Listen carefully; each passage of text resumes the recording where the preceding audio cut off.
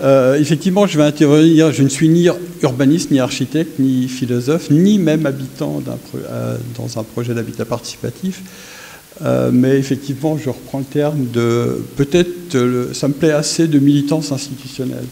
Peut-être avant de parler, je ne vais pas vous parler de l'ensemble de ce qui se fait à Strasbourg. Il y a un document qui est là que vous pouvez prendre à la sortie, qu'a notamment élaboré Alain Kunzmann, qui est là. Je voulais peut-être, par rapport au débat de ce matin, rappeler peut-être deux questions qui sont importantes dans notre débat, je dirais plus à la fois sociologique et philosophique. Le premier, c'est dans nos questionnements, comment articuler le chez-soi, le ensemble et le commun, l'intérêt commun. Parce que dans tout ce qui a été dit ce matin, et puis dans tout ce que nous faisons, quelles que soient les responsabilités qui sont les nôtres, il y a cette question qui se pose dans la fabrication de la ville, entre le chez-soi, donc où on a envie d'être à l'abri d'eux.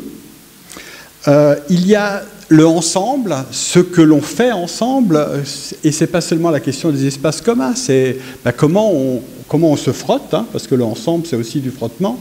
Et puis le troisième, c'est la question de l'intérêt commun.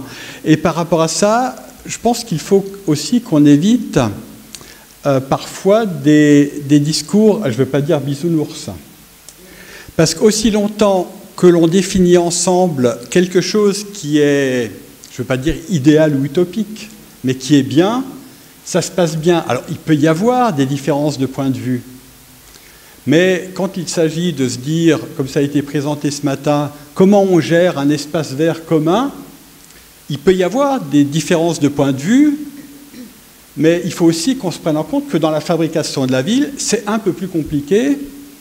Quand le cadre, c'est combien on construit de logements sociaux et où est-ce qu'on implante un centre d'accueil des réfugiés, où est-ce qu'on met le terrain des gens du voyage, où est-ce qu'on met la gare routière ou la déchetterie.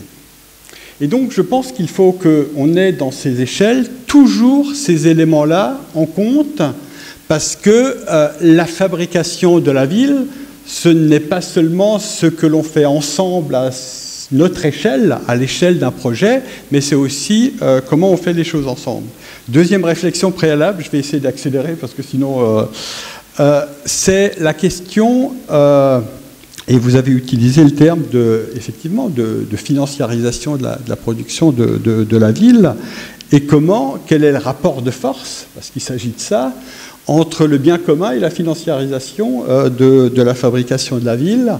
Je pense qu'il y a à la fois des sources d'inquiétude et des sources d'optimisme. Des sources d'inquiétude parce que je ne reviens pas sur ce que vous avez dit sur le caractère libéral de nos affaires, mais il y a parallèlement, et c'est peut-être une source d'optimisme, des préoccupations, des prises en compte, et pas seulement des discours de plus importants, du partage, du coopératif, de l'usage. Et donc entre le coopératif, le partage et l'usage, c'est aussi peut-être une manière de fabriquer la ville. En tout cas, c'est un espace que nous devons, en tout cas, que peut-être pas tous, mais en tout cas, qu'il faut élargir ce front. C'est-à-dire, d'un côté, il y a les règles du marché pour aller vite, et notre intérêt commun, c'est qu'effectivement, sur la question du partage, de l'usage et du coopératif, nous élargissions cette question-là, parce que c'est ça qui rejoint, de mon point de vue, le bien commun. Rapidement sur ce qui a été fait sur Strasbourg en 11 ans maintenant, ce qui ne veut pas dire que rien n'était fait avant, je ne voudrais surtout pas dire ça.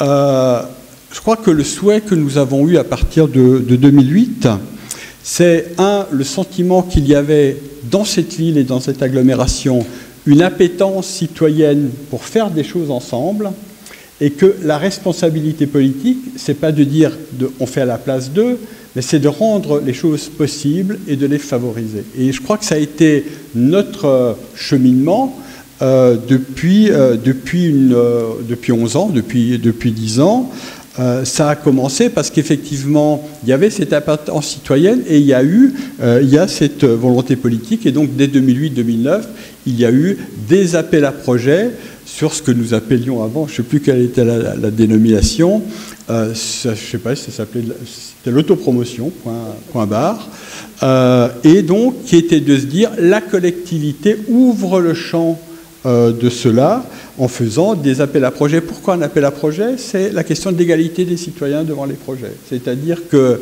le rôle de la collectivité, c'est de permettre de développer, de faciliter, mais c'est aussi d'éviter à ce qu'il n'y ait que les initiés qui y aient accès. Et je pense que la question de la transparence et de rendre public, et donc de l'appel à projet, c'était important. Et il y a eu donc ce travail d'appel à projet en lien avec notamment Écoquartier Strasbourg qui fait depuis ce travail d'accompagnement. Et donc il y a eu cette première étape sur l'autopromotion.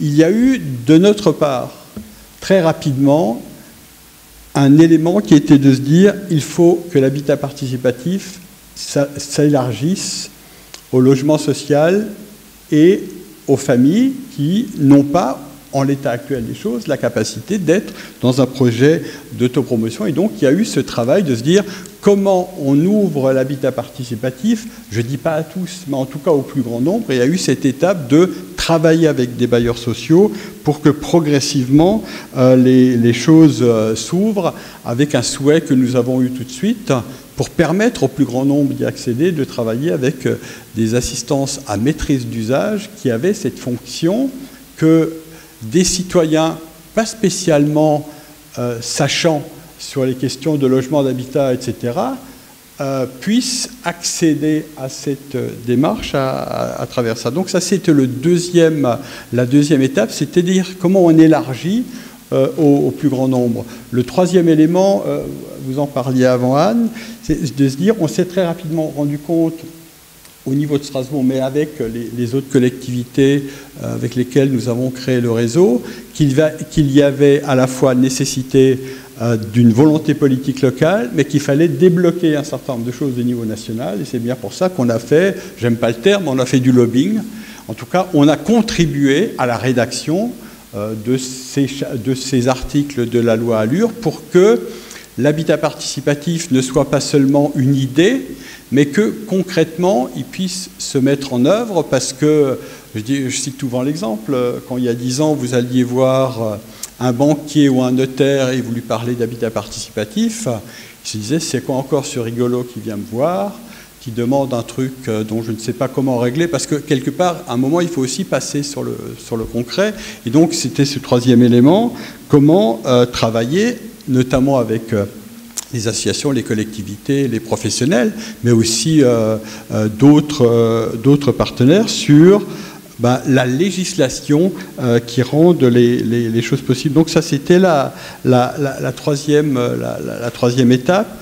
Nous avons progressivement, depuis cheminé, je disais, il y a eu l'autopromotion, l'accession sociale à la propriété, il y a un certain nombre de bailleurs qui sont présents, le locatif social, je vois des locataires de ce projet, mais aussi Thomas Huguin qui était architecte de ce projet sur les poteries, donc d'ouvrir les choses et de se dire l'habitat participatif doit irriguer pas l'ensemble de la fabrique de la ville, il ne faut pas non plus qu'on se raconte d'histoire, mais puisse s'élargir pour que ce que nous apprenons sur les manières de faire, sur tout ce que ça apporte, parce que quel est l'intérêt d'une collectivité d'intervenir dans l'habitat participatif? C'est parce qu'il y a, je mets des guillemets, une plus-value sociale, sociétale, en termes de solidarité, de vivre ensemble. Sinon, il n'y a pas de raison qu'une collectivité publique ouvre des champs de politique publique dans ce domaine-là.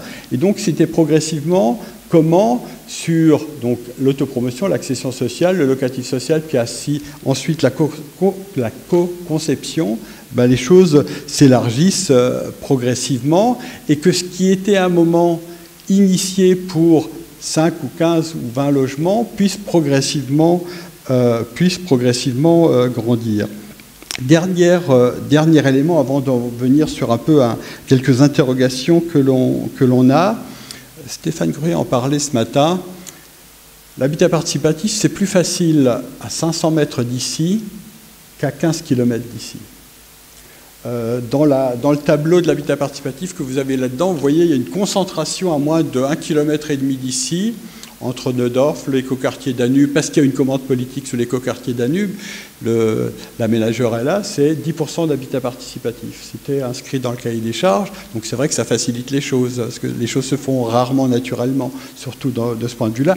Et donc, la question, c'est de dire comment l'habitat participatif peut aussi être un produit logement, pour parler d'usage professionnel, sur des secteurs où naturellement il n'y est pas, c'est-à-dire où le public potentiel est le moins important. Et donc il y a tout ce travail que nous menons notamment avec Siamak Agagabay qui était là ce matin, c'était comment travailler sur les questions d'habitat participatif à la fois sur l'habitat social, sur la deuxième couronne, mais aussi sur les quartiers en renouvellement urbain, parce que pour travailler sur que ce soit le quartier de l'Elzo ou le quartier du Neuhof, quand vous êtes sur un certain nombre de quartiers, c'est vrai qu'aborder la question de l'habitat participatif, beaucoup de locataires, dans un premier temps, comment je paye ma facture de chauffage à la fin du mois, etc.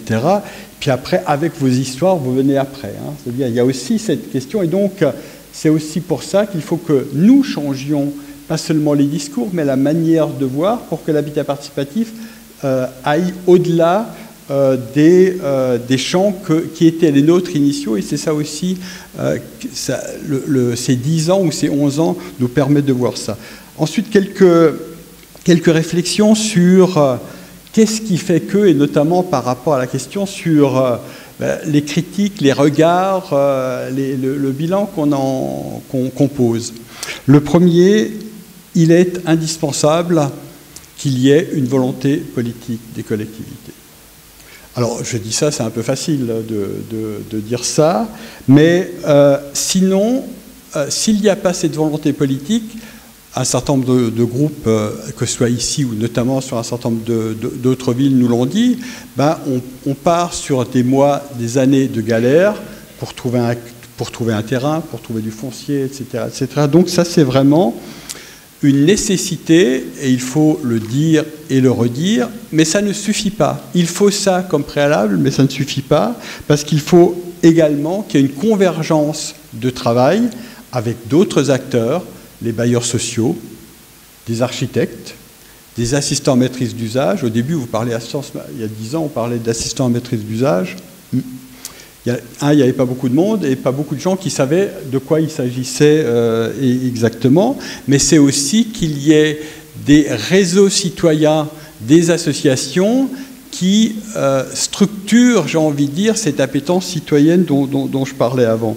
Et donc cette volonté politique qui est indispensable, non pour faire à la place d'eux, comme je disais avant, mais pour faciliter, rendre possible et permettre des dynamiques. Si aujourd'hui il y a une trentaine de projets d'habitat participatif, dont une douzaine qui sont d'ores et déjà habités, c'est parce qu'il y a eu cette volonté politique, mais qui doit se traduire dans la durée.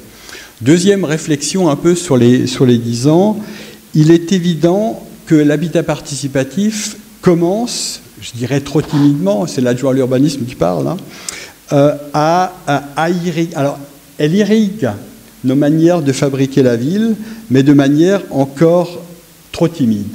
Beaucoup trop timide parce que, et je ne dis pas ça seulement sur une question quantitative, mais ce que l'apport qu'est ou qu'a été l'habitat participatif sur ces 10 ans, reste encore, je ne veux pas dire un nain, si un peu quand même, il faut qu'on soit lucide, hein, il ne faut pas qu'on se raconte d'histoire. Donc, mais ce que ça a eu sur ces 10 ans, et Madame Biot en parlait avant, c'est ce lieu d'innovation pour toute une série de choses. À la fois sur l'assistance à maîtrise d'ouvrage qui commence, genre, pour revenir peut-être après, ça ne se généralise pas, mais on ne parle plus dans le désert quand on parle de ça, sur la question du bois, sur la question de la qualité de vie, sur la question de l'orientation, sur la question des espaces partagés, c'est-à-dire des choses qui... Donc ça commence à irriguer, même si l'impatient que je suis, ça va pas assez vite. Donc ça, je crois que c'est évident.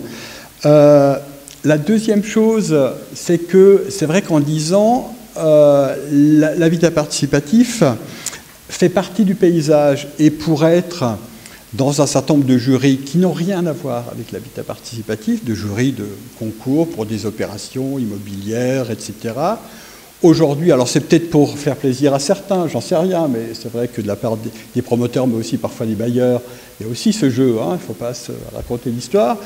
Il y a de moins en moins de projets où il n'y a pas de terrasses partagées, de jardins partagés, de studios partagés. Et donc, cette question de l'usage commun, de la mutualisation, commence à trouver un impact bien au-delà de ce qu'on pouvait le voir il y a encore quelques années. Alors, moi, je ne parle pas d'institutionnalisation, mais je crois que ces éléments-là commence tout doucement à faire partie de la manière dont on fabrique la ville. Alors, on ne peut pas le normer, ça prend de la place.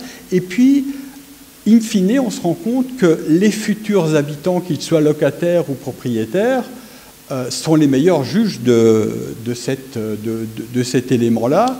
Et aujourd'hui, on le voit, que ce soit dans un programme privé, que ce soit dans un programme social ou dans un programme de copro, quand il y a ce type d'éléments, c'est aussi une plus-value pour à la fois ceux qui habitent, mais aussi parfois ceux qui vendent les logements, et ils mettent ça en avant. Donc, je pense que c'est quelque chose d'évident.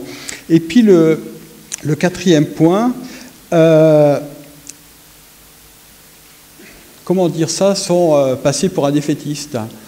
Il faut qu'on sache quand même que, globalement, les grands éléments de fabrication de la ville n'ont quand même pas beaucoup évolué ces 15 ou 20 dernières années. C'est-à-dire, et encore moins, pour rebondir sur la financiarisation et le libéralisme, depuis que les pouvoirs publics se retirent d'un certain nombre de politiques publiques.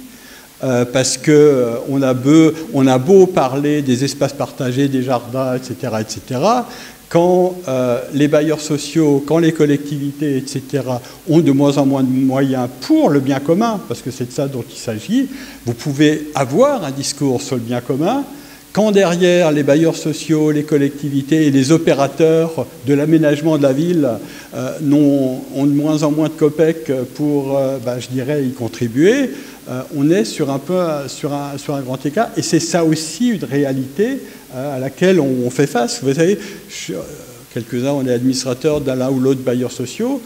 Quand les bailleurs sociaux, depuis un an, ils ont pris, je ne sais pas comment dire poliment, une claque, vous ne pouvez plus entretenir votre patrimoine, vous ne pouvez plus assumer à la hauteur de ce que vous souhaitez la rénovation thermique. Et donc, votre capacité à travailler sur l'innovation, à travailler sur l'expérimentation, à travailler sur un autre usage des espaces publics, des espaces verts que vous gérez, je crois que ça c'est vraiment une situation qui aujourd'hui, en tout cas pour ma part, m'inquiète un peu sur la manière dont on fabrique la ville, parce que je crois qu'il faut qu'on fasse attention. Il y a la grande machine qui fabrique la ville, et parfois je me dis, ce que nous faisons, c'est des confettis, avec plein de couleurs en plus.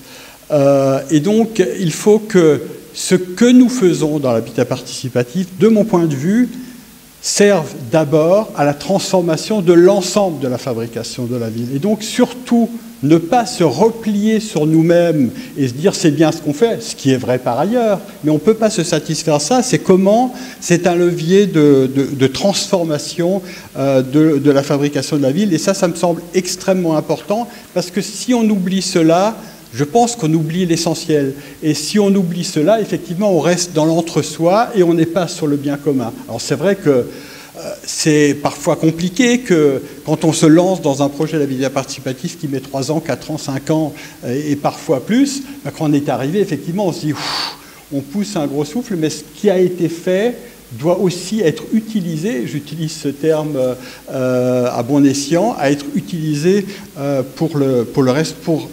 Pour conclure, je crois que pour réussir ou pour avancer sur le sujet qui est le nôtre, donc l'habitat participatif dans la fabrication de la ville, je crois qu'il y a 3 éléments qui sont essentiels et qui se conjuguent. Le premier, je le redis, c'est la volonté politique.